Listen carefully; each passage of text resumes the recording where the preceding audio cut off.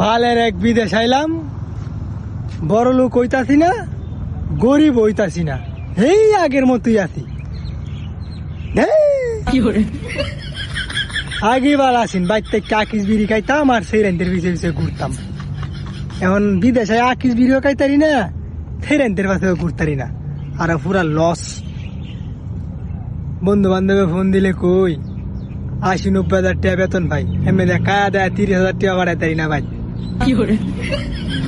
হালার করে হালারা ফোন দিলে তো বুঝস না, ফুটকির সিফাতে যখন লস করবো ভায়া ভায়া মাসি বলে যখন ফুটকির মাইদে টাকা দেওয়ার সুযোগ পাইতি না, তখনই বুঝবি মাসে কেমন লাগে। আমার কি ভাল, ফোন দিলে কয়ে মা অনেক শান্তি।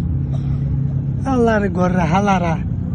আরে বন্ধু বান্ধব বাপুত মিললে বিদেশা আমার হালার ঘর হালারা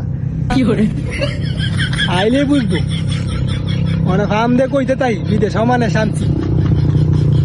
আইলে যখন নেংডি যখন উগাইতো না, তখন বুঝবো বান্দির কথাই।